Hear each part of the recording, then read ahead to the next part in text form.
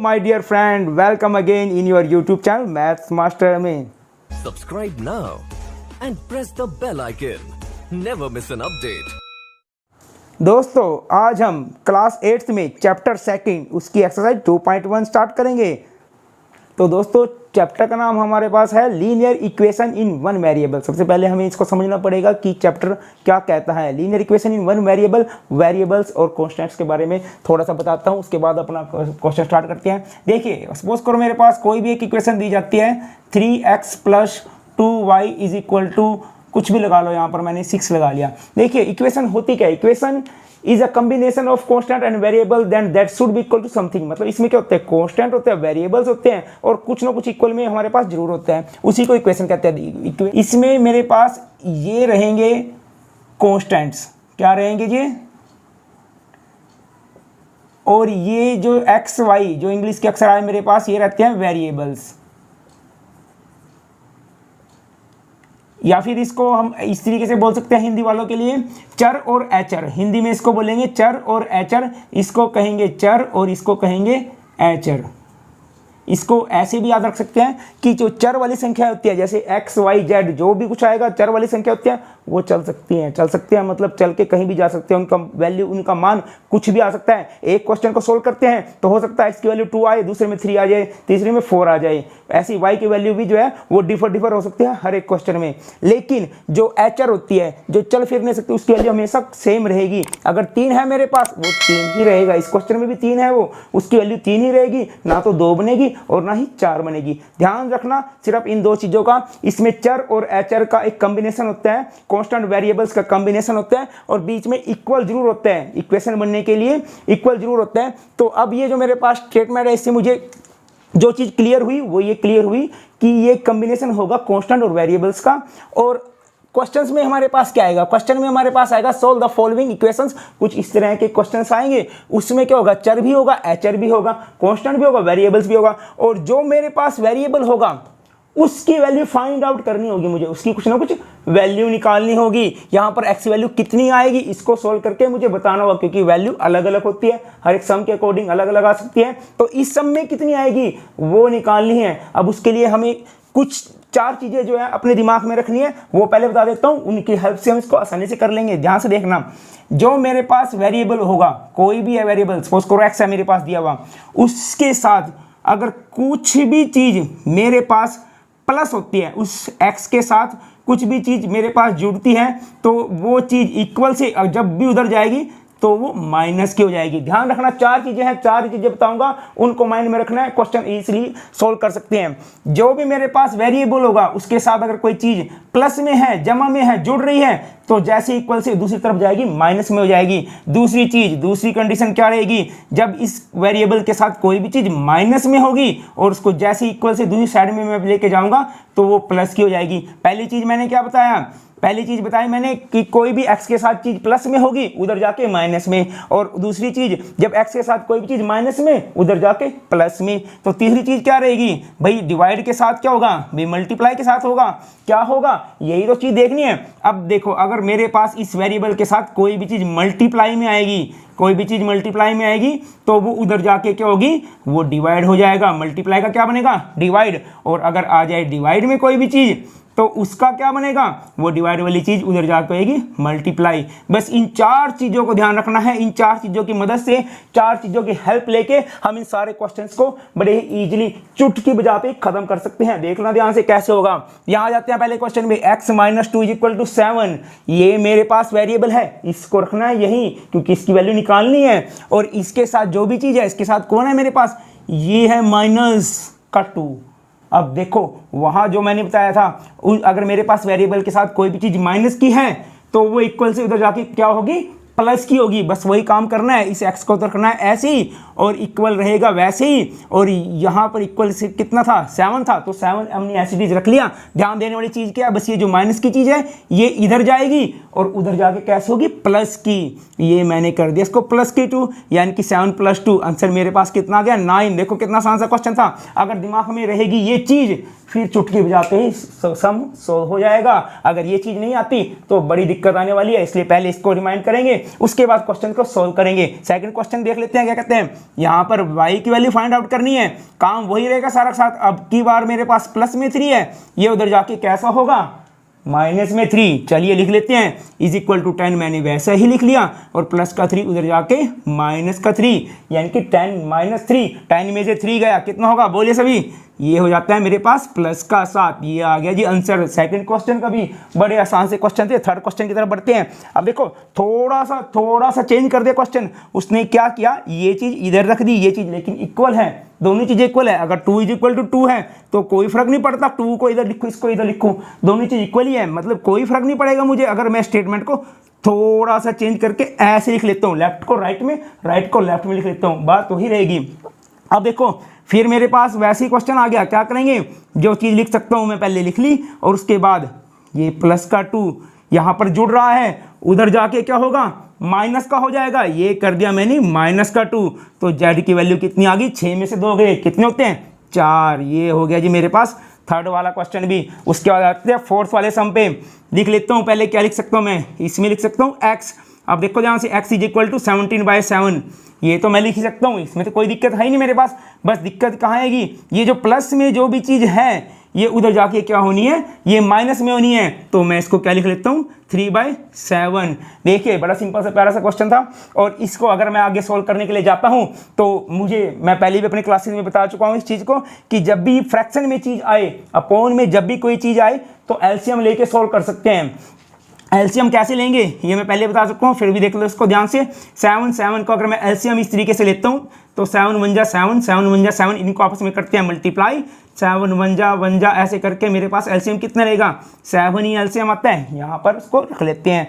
अब नीचे वाले को इससे क्या करते हैं, डिवाइड बड़ा होता है, डिवाइड पहले करना है। बच्चे गलती करते थे, पहले मल्टीप्लाई कर देते हैं, तो हमने क्या करना है, डिवाइड को रखना है पहले नंबर पे।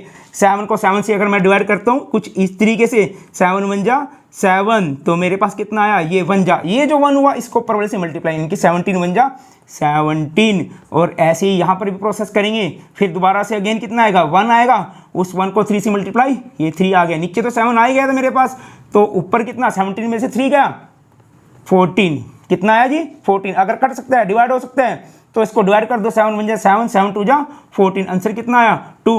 ये देखिए चारों क्वेश्चन हो गए मेरे पास। इससे अगले क्वेश्चन को भी देख लेते हैं। फिफ्थ क्वेश्चन को देख लेते हैं, क्या रहता है, देखिए 6x is equal to 12, x को मैं लिख सकता हूँ x इज इक्वल टू 12। अब मुझे क्या देखना है, ये 6 इसके साथ क्या हो रहा है, इन चारों चीज़ों में से क्या हो रहा है, देखो प्लस नहीं हो रहा है, प्लस का चिन्ह नहीं है हमारे पास, दूसरा माइनस नहीं हो रहा है इसमें से, क्योंकि माइनस का चिन्ह नहीं है इनके बीच में। उसके बाद मल्टीप्लाई को देख लेता हूँ मैं, मल्टीप्लाई हो रहा है नहीं हो रहा है। देखिए 6x है मेरे पास, 6 इंटू एक्स, अगर मैं इसको देखो आपस में तो 6 इंटू एक्स 6x ही होता है, यानी कि ये मल्टीप्लाई हो रहा है। और मैंने देखा है कि जब मल्टीप्लाई होता है तो वो उधर जाके क्या होता है, डिवाइड होता है, डिवाइड यानी कि अपोन में चीज़ आती है। तो ये मल्टीप्लाई वाली चीज़ मैंने डिवाइड में कर दिया, बिल्कुल सिंपल सी बात थी। इसमें अगर कट सकता है तो काट दो, 6 1 जा 6, 6 2 जा 12, यानी कि x की वैल्यू कितनी आ गई, 2 आ गई। कितना प्यारा आसान सा क्वेश्चन था। नेक्स्ट में देख लेते हैं। अब के बाद यहाँ पर देखो t इज इक्वल टू 10 मुझे साफ दिखाई दे रहा है। बस ये देखना है कि ये जो 5 है ये क्या हो रहा है इन चारों में से, आप माइंड लगाओ तब तक मैं लिख लेता हूँ t इज इक्वल टू 10। अब देखते हैं, ना तो प्लस हो रहा है क्योंकि प्लस का चिन्ह नहीं है 5 और इसके बीच में, और ना ही माइनस हो रहा है क्योंकि इनके बीच में माइनस का चिन्ह नहीं है, और मल्टीप्लाई हो नहीं रहा। मल्टीप्लाई मुझे पता है कुछ इस तरीके से होता है, 6 इंटू एक्स 6x, ये 5t तो है नहीं, तो क्या हो रहा है लास्ट में, डिवाइड हो रहा है, क्योंकि डिवाइड और अपोन एक ही चीज़ होती है, यानी कि ये चीज़ नीचे है, ये अपोन वाली चीज़ है, डिवाइड हो रहा है, उधर जाके क्या होगी 10 से मल्टीप्लाई। ये मैंने कर दिया मल्टीप्लाई। आप इसको ऐसे भी याद रख सकते हैं, बच्चे ज़्यादातर इसी तरीके से याद रखते हैं कि जो चीज़ होती है ऊपर वो चली जाती है नीचे, अपोन से उधर जाती, और जो चीज़ होती है नीचे वो चली जाती है ऊपर, यानी कि मल्टीप्लाई वाली डिवाइड में, डिवाइड वाली मल्टीप्लाई में, ऐसे भी याद रख सकते हैं। चलिए 7वें क्वेश्चन को देख लेते हैं। 7वें क्वेश्चन में क्या है, अब देखो ऊपर भी चीज़ है नीचे भी चीज़ है। अभी बताया मैंने, जो लिख सकता हूँ वो लिख लेता हूँ, x इज इक्वल टू 18 लिख लिया। अब जो चीज़ होती है ऊपर x के साथ वो जाएगी नीचे, और जो चीज़ होती है नीचे वो हो जाएगी ऊपर। बिल्कुल आसान सा तरीका था याद करने का भी, नहीं तो हमें पता है मल्टीप्लाई वाली चीज़ को उधर जाकर डिवाइड कर दो, और डिवाइड वाली चीज़ को ऊपर जाके मल्टीप्लाई कर दो। जो कर सकता है काट देते हैं, 2 1 जा 2, 2 9 जा 18, यानी कि 9 3 जा 27, x वैल्यू कितनी आ गई 27, ये भी सम हो चुका है। नेक्स्ट सम पे चलते हैं। देखिए अब उधर आ गई चीज़, इधर आ गई। बात एक ही है, मैंने अभी कहा था कि इसको कहीं भी लिख सकते हैं, मैं किसी भी साइड में लिख सकता हूँ, left hand side equal to right hand side जब दोनों इक्वल हैं। तो ये देखो जी, ये क्या हो रहा है, मल्टीप्लाई हो रहा है, उधर ये डिवाइड हो रहा है, उधर जाके क्या होगा, उधर जाके मल्टीप्लाई होगा। यानी कि 1.6 को किससे मल्टीप्लाई करना है, 1.5 से मल्टीप्लाई करना। बिल्कुल सिंपल सा है। 16 को 15 से कर लेते हैं, देखते हैं कितने बनते हैं। 6 5 30, 0 3, 5 1 5, 80 आ गया। और यहाँ पर ऐसे मेरे पास आ गया 16, यानी कि कितना बना, 6 और 8 14 का 4, कैरी 1 लगा, और इधर 1 1 2, यानी कि 240। अब ध्यान से देखना है, यहीं पर बच्चे गलती करते हैं। 240 मल्टीप्लाई तो कर देंगे, लेकिन एक डिजिट इसका छोड़ के यहाँ पर पॉइंट आया, एक डिजिट इसका छोड़ के पॉइंट आया, यानी कि टोटल 2 डिजिट मुझे छोड़ के आंसर लिखना है। यहाँ पर पॉइंट आएगा, और ये मेरे पास ये भी सम हो चुका है। बिल्कुल आसान सा क्वेश्चन था। नेक्स्ट क्वेश्चन की तरफ बढ़ते हैं।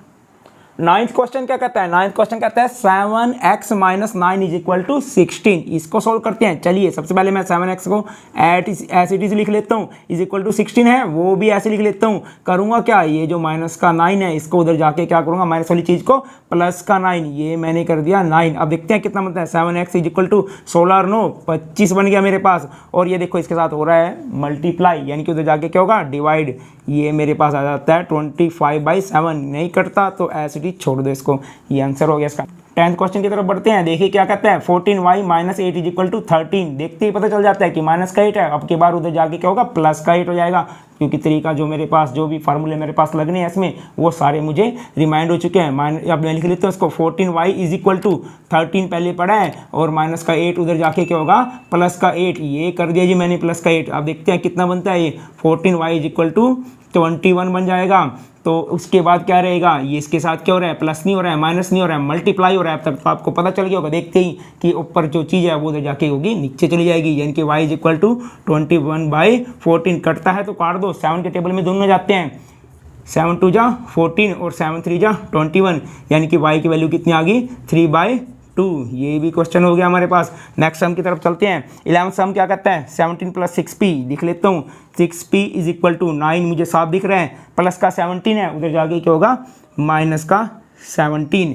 तो कितना आएगा मेरे पास, 6p = 17 में से 9 घटाना है अब की बार, तो कितना बनेगा, 8 बनेगा, और वो भी माइनस का 8। माइनस का क्यों बना, क्योंकि माइनस का मेरे पास बड़ा था, 17 बड़ा था, इसलिए माइनस का बचा है मेरे पास। अब ये देखो ये यहाँ पर मल्टीप्लाई हो रहा है, उधर जाके क्या होगा, डिवाइड, यानी कि 8/6। इसको कट करना है, किसी टेबल पे आ जाते हैं, दोनों 2 के टेबल पे आ जाते हैं। 2 3 जा 6, 2 4 जा 8, यानी कि p की वैल्यू कितनी आ गई, p की वैल्यू आ गई मेरे पास माइनस का 4/3। ये सम भी हो चुका है मेरे पास। लास्ट सम, एक्सरसाइज के लास्ट सम की तरफ हम आ चुके हैं। इसमें देख इसको कर लेते हैं, x/3 = कितना, 7/15।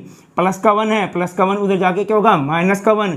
ये मैंने कर दिया माइनस का 1, नीचे कुछ नहीं है तो मैंने अपनी तरफ से 1 लगा लेता हूँ। अब उसके बाद देखो कैसे किस तरह से करेंगे इसको। अपोन में कोई भी चीज़ आती है, फ्रैक्शन में कोई चीज़ आती है, मैं पहले ही बताता हूँ, ध्यान रखना है हमेशा, ये गलती नहीं करनी है। बच्चे बार बार गलती कर देते हैं। वो क्या करते हैं, 7 में से 1 घटा के 6/15 ऐसे कुछ समथिंग बना लेते हैं। लेकिन रहता क्या है, जब भी अपोन में फ्रैक्शन में चीज़ आए, हमेशा एलसीएम लेना है। तो एलसीएम ही लेंगे इसके अंदर। 15 और 1 का एलसीएम देख लेते हैं। 15 ही आएगा, कैसे आएगा, इसको चाहे तो 3 के टेबल पे भेज के देख लो पहले, 3 5 जा 15, और फिर 5 के टेबल पे जैसे भेजेंगे तो 3 5 जा कितना आएगा मेरे पास, 15।